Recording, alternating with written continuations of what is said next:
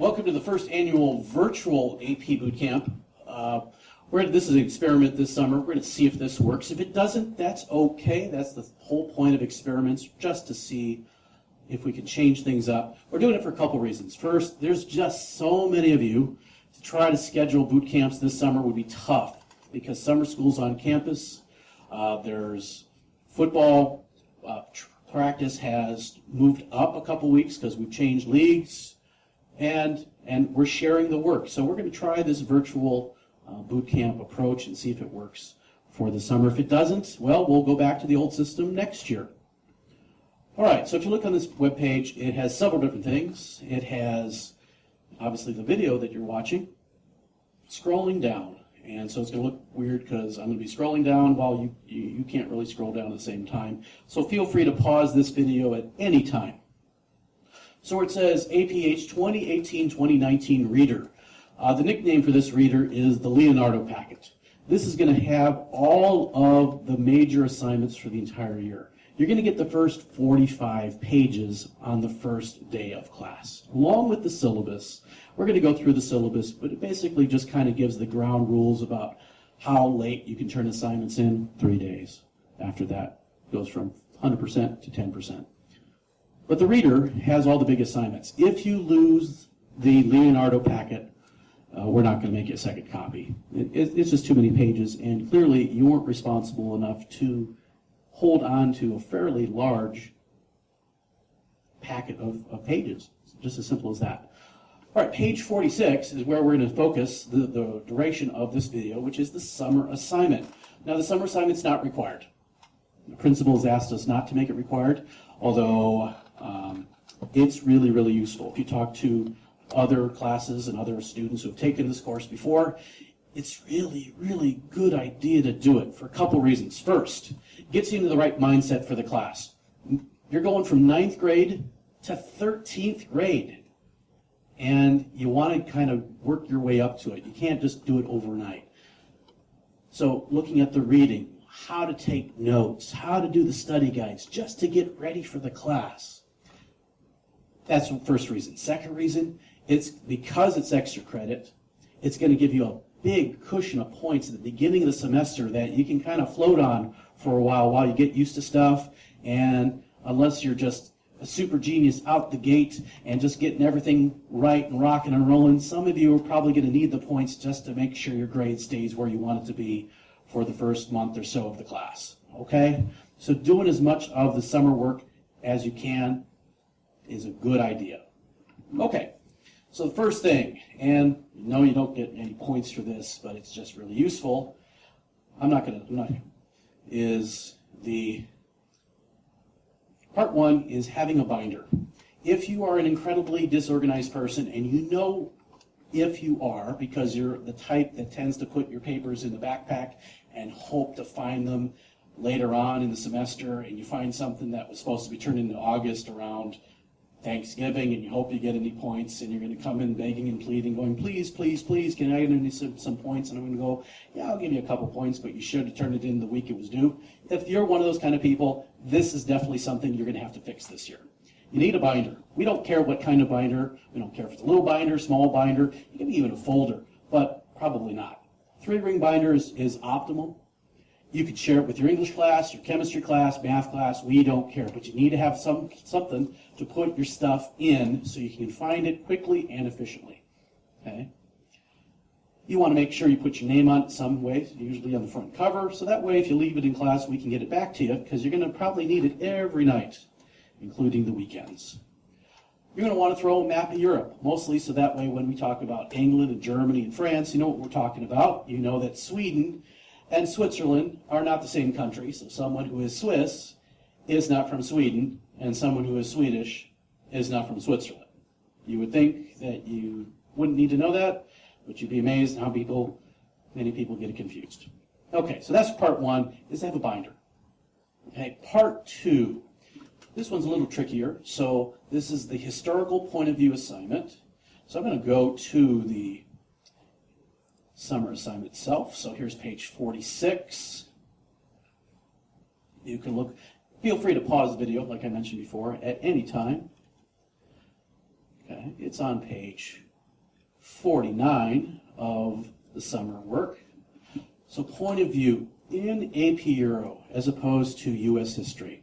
We're looking at lots of different groups and lots of different countries. And it's really important to see how different groups look at the same event in different ways. And that's what point of view is. Every event has more than one way of looking at it. You know, when I go to a rally, I see it from the point of view as a teacher. When you go to the rally, if you're an ASB or if you're really into it, think, yeah, these rallies are awesome. If you go to the rally because it's just what you do, you're thinking, this is a boring place. Why do I have to be here? Those are three very different points of view, and they're all 100% correct. Because it's all based on the perception of the person. So we got to quickly get you to be able to recognize what is the point of view of an author or a document, or the purpose of the document, or the audience of the document. So this is a way to start. So in the textbook, in the introduction, they give you some descriptions of some historical events, and I've listed them there that you can choose from. Pick one. Now, this is designed to be done in a group, so you might want to kind of text or FaceTime or Snapchat, whatever you do, with some people that are in the class, and it doesn't have to be in the same period or same teacher. That's okay. You're going to put together a video of one event. It doesn't matter which event it is. You pick one that you like. You're going to reenact it. Okay? So you're going to have a short script where it says 500 or less word scene. That's for the whole video. So we're not talking a mammoth Lord of the Rings epic. We're talking short little video. But it's going to have 3 scenes, and each scene is going to be exactly the same, but from a different point of view. Scene 1 is going to be first person. What does that mean? What do you see out of your eyes? When you take a selfie, it is not what you see. It's potentially what someone else who's taking your picture would see. So, first person is what you would see. Second person is what someone else who's looking at you would see. A third person point of view would be some outside view watching the event of the first 2 people. Okay? I'll give you an example, and you can do this, I don't care, as long as you get the idea. I'm looking at the assassination of Julius Caesar. So, Julius Caesar, Roman emperor, gets assassinated. I'm not going to give you the details because you're going to read about him. He gets assassinated. His point of view, him watching himself get killed. That's one point of view. Second point of view, the assassins killing Julius Caesar. What would they see? They would see Julius Caesar and maybe other people around them killing Julius Caesar. Third person point of view would be someone from an audience or from an outsider point of view watching the assassination. They're not Julius Caesar, they're not the assassins, they're the eyewitness. So those are the 3 events, the 3 scenes for the one historical event, the assassination of Julius Caesar. You could pick any of them. There are descriptions in the introduction of the textbook about all of these events. Pick one. You can include your family, little brother, little sister, parents, but it's probably easier if you could get people who are in the class to participate because you will all get points for the video. To turn it in, the easiest thing to do will be to save the video in your Google Share Drive and then share it the first week of school. If you don't know how to do that, just make the video and keep it, and we'll kind of explain how to turn that in once we get rocking and rolling in August. Okay, that's part 2. Part 3. In part 3, you're going to need the textbook. Now you're going, I didn't get a textbook. You didn't tell me how to get a textbook. What's wrong with you? Well, don't worry. We've anticipated this. Bonnie is available the week after summer starts, so like the week after school is out. And she'll really only be there to check out textbooks for summer school, and she'll be there, when school starts. But you're going to need a textbook beforehand. Don't worry, we went ahead, and I'm going to go back to the web page here. Guess what? This link right here is to a scanned copy of the introduction. That's what you're going to need. You don't need an actual hard copy of the textbook to do this. Besides, the way the textbook works out, that's all you're going to need. So if I click on it, pulls up the West before 1300. So there's a study guide, which is on page 50. So let me explain what you're looking at. You're looking at unit questions and you're looking at textbook DQs or document questions. I want you to do all of them. I want you to do the unit questions. To do the unit questions, you got to read the whole introduction first. The document questions refer to primary documents in the introduction that have 3 or 4 questions per document. So I'm going to go to one of these just so you see what it looks like. So here's the West before 1300, and there might be an error. We'll see if this works. So good, so far so good. All right, it's on 39 in Roman numbers, which is X, X, X, I, X. That's 39. So the second Isaiah defines Hebrew monotheism. Don't worry, you're not going to be tested on this. Okay? Hebrews, those were the ancient Jewish people. And second Isaiah, well, that's from the Bible. Don't worry, it's okay to read the Bible as long as it's part of history or literature. So that's what we're doing here. So they give you a little bit of the Bible, and they give you some questions. And guess what? The questions that are in the study guide are the same questions right under the introduction to this primary document. So that way you don't have to flip back and forth. So it's asking you, how is the deity in this passage different from the deities of the Mesopotamian and Egyptian societies? Deity is a fancy word for God. So how are they different? So you read and you make some educated guesses using the document. Are there any similarities? Now, in a regular world history class, this is where a student would put yes or no, and they think they would be done. You're not. For a question like that, there's always going to be an implied why. You say, are there any similarities? You put yes. Why? Explain yourself. Are there any similarities? No. Why? Explain yourself. Complete sentences. Many peoples have claimed that a single God was the greatest and ruler over all others. What is there in this selection that claims a different status for the Hebrew deity? No. What is there in this document that claims a different status for the Hebrew God? What makes the Hebrew God different than all other gods that came before it? So you answer the question.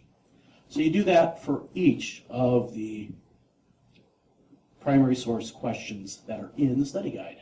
So I'm going to go back here. So there is 1, 2, 3, 4, 5, 6, 7, 8 documents. For each document set, those are worth 5 points bonus. They add up pretty quick. But they have to be in complete sentences. It has to look like you actually read the documents. You didn't just try to look them up on Google, because that won't work. Now, here's the thing. So the easiest way to do this is a PDF that you're looking at. You can just type up the answers. You can copy, if you want, you can highlight and paste and copy this into a Word document or Google Doc and type up your answers. That's cool with me. Just share it on the first day of school and you're good to go. Okay. All right, part 4 is where it gets a little complicated. So I go down here to page 52, all I see is a list of terms. So I better go back to the web page because it has this summer assignment. Part 4, Roots of the West PowerPoint. All right, so what you're going to do is you're going to click on the PowerPoint. It's going to come up. It's going to look like this. So get a piece of paper. Simple as that. Or if you want to do it more technologically sophisticated, you're going to create a Google Doc and make a table with 2 columns. Okay? You're going to do it the old-fashioned way. Copy down everything in the notes. Everything. Just copy it down. Write it down. And what I mean by that is you're going to create a Cornell-style document. So you got the 2 columns. Put all the notes in the right-hand column. If you're an Avid, you're sick to death of this, but you know how to do it. If you've never been an Avid, you still should know how to do it because they did it in 5th grade, 6th grade, 7th grade, 8th grade, and hopefully in 9th grade. But we're going to do it again. So you're going to put down everything in that right-hand column. Okay? That's simple. You get some points for that, but not a lot, because quite honestly, there was no thinking involved to copy stuff down. So you got to do more to it. And this is where it gets a little complicated. It makes it AP level. Okay, let me go back to the website. All right. So it says here, refer to the Cornell WIC-PIN instructions in the reader. Well, guess what the reader is? It's that APH reader that I mentioned before, the Leonardo packet. So go to Leonardo packet, go to the table of contents. And it's right here, page 7. So we're going to go down to page 7. Oops, don't worry. All right, page 7, here you go. Now, in normal Cornell note-taking, you'd have the right-hand column that would be all the notes. Left-hand column, especially for the avid kids, know that that's where you put the random questions so that way your avid teacher can give you points, but you never ever bother answering the questions. That's a waste of time, so you're not going to do that. Okay, here's what you're going to do instead. That left-hand column is where those missing terms are going to go. So remember that term list back here on page 52? That's where you're going to put those. But you're not going to put them in alphabetical order because that doesn't make any sense. You're going to put them in order based on the topic. So you're going, wait, I'm confused. All right, so I'm going to go back to the notes here. So what is the West? I'm going to just quickly scroll to Egypt and Mesopotamia. All right, doesn't say much. Okay, so it's like Egypt, religious ideas, polytheism, great. Okay, so I'm gonna look at my list of terms. There we are. I'm gonna see if I can find anything for Egypt. Oh, here's something. Nile River. Is Nile River mentioned in the notes? Nope, not at all. Okay, so I need to make sure I put the Nile River in the left-hand column next to Egypt. It doesn't have to be something super sophisticated. Just use the book. What is the Nile River, or where is it located? It's the Nile River. It's the river that runs in Egypt. It's that complicated. Okay. But let's see if I can find a more complicated one here for Egypt. Ooh, Middle Kingdom. That's part of an Egyptian term. How do I know this? Because I've done this a million years. You find it in the textbook. You find the definition. When was the Middle Kingdom? You put it next to the section about Egypt. Mesopotamia, guess what? It's right here. Now, did I define it? Let's see. Mesopotamia. Oh, so it says it was 4000 BC, and it was in Iraq, included the cultures, double cultures of Sumeria, Babylon, and Assyria. Guess what?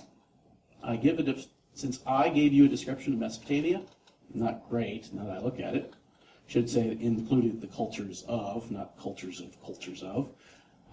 Since I included it, you don't have to put Mesopotamia in your notes, you cross it out. So anything that I put into the notes, you can cross out. So if Code of Hammurabi is in the term list, since I tell you what it is, you cross it out. Anything, so you just go through it. You go, all right, so for example, monotheism, is it a term in the notes? If it is, you cross it out. Greece, okay, anything. So for example, Athens or Socrates or Plato, do I tell you what they did? So Alexander the Great, do I give you a description of what made him famous? If I did, which I do, cross it out. If I don't, put it in. So the terms should go in order based on the textbook. So this is why you don't need the whole textbook for this, because guess what? Our textbook is missing something very important that for some of you, you have used as a lifeline, as a crutch, as a lifeboat for years. The glossary. There isn't one in our textbook. There's an index. It'll tell you what page stuff is on, but there's no glossary. And so since there's no glossary, you don't need the glossary for the summer work. It's all in the introduction. Do one section at a time. You will find stuff. Don't worry. It'll just take you a while. It's not designed to be done real quickly. Okay. All right, so that's the notes for the first two parts. There's 3 parts. First part, copy down all the notes. Second part, find all the terms with their definitions. Put them in the right spot. Part 3, this part's brand new to everybody, and that is Wick heading the note. So if you look on page 7, okay. Now AP Euro, College Board has organized the class into different themes, and the themes can kind of get complicated. So what I did is I try to put them into some kind of order that is understandable to everybody. Okay, and I call it WICPEN. It's my little acronym, but it does work. So what you can do, and I'm going to scroll down a little bit here to page 9, because this is what the notes are going to look like, because this will probably help you out. So on the right-hand side, there are my notes. Left-hand side are where the terms with the definitions go. And then that left-hand column that just sits out there doing nothing, that's where you're going to put the WICPEN. And you're going to do it for each of the headers of the notes. So that means, for example, for Greece, what are all the themes for the section about Greece? So you're not going to do it for every slide, just for the headers. So let me go back to explain what WICPIN is up here on page 7. Okay, W for WICPIN stands for wealth. How did countries, how did kingdoms, how did people, how did companies, how did they obtain wealth? How did they obtain money? What did they consider valuable? If there's anything in the notes that talk about that, that's wealth. So you put a W. Individual. Now the wealth part is fairly easy. Individual is more complicated. How do individuals identify who they are in society? For example, you are a teenager. Shocker. That's a label that society has created to identify you. You're not a child. You're not quite an adult. You're in between. That's where the word teenager comes from. That's a label. Are you male? Are you female? Are you trying to figure that out for yourself? Guess what? That is how you identify who you are. What's your religion? Are you rich? Are you poor? What's your social status? That's trying to figure out the role of individual in society. Who are you? Try to figure that out using the notes. Knowledge. How did people obtain knowledge? Ideas. What did they use those ideas for? Did they invent anything? Put that down as a K. Okay. P is power. How do people get power? How do they become kings? What's the difference between a king and a pharaoh and an emperor? That's power. Did people vote? That's power. Did people not vote? That's also power. You put a P. IN, this is the only one that I couldn't figure out a single one letter for. IN is interaction. How do Europeans interact outside of Europe? Now, for the first 5, 6 units, they didn't interact very much because they didn't know stuff was outside of Europe except for Asia. So for the introduction, did they interact with Africa or Asia? The New World, they didn't know it existed. So don't worry about North and South America. It doesn't exist for the Europeans up till 1492 and Columbus going the wrong way. Did they interact? Now, we're not looking for perfection. It's summer work. We're just seeing, can you try to make some guesses about the themes for the notes? So for each header, try to make some educated guesses about what letters fit the best. They don't have to fit perfectly, but fit the best. So about the Greeks, since there's tons of ideas for the Greeks, you put a K for knowledge. If it talks about leaders, kings, pharaohs, you put a P for power. If it talks about how they became wealthy, put a W for wealth. If it talks about the different groups in society, you put an I for individual. But if they are talking about how Europeans started to trade outside of Europe, you put an IN for interaction. Okay? So you're going to get points for copying down the notes. Not a lot. You get more points for adding the terms with the definition. And you get all the points if you add the WICPIN to each of the headers of the notes. Okay? So, in recap,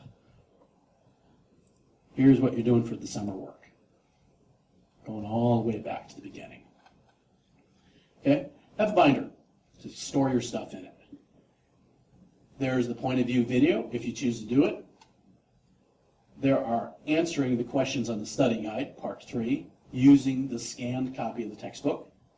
And then part 4, completing the Roots of the West notes, using the PowerPoint and the textbook to put the terms in the right spot. Okay? All this stuff will be due the first day of class. Okay? That doesn't mean you can't turn it in the second day, but we're going to have some points on the first day of class. So the first day of school. Okay? If you get stuck at any point during the summer, here's what you do.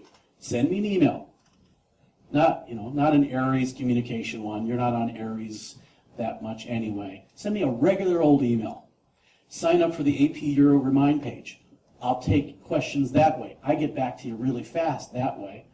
Other than that, those are the two main ways to get a hold of me over the summer if you get stuck.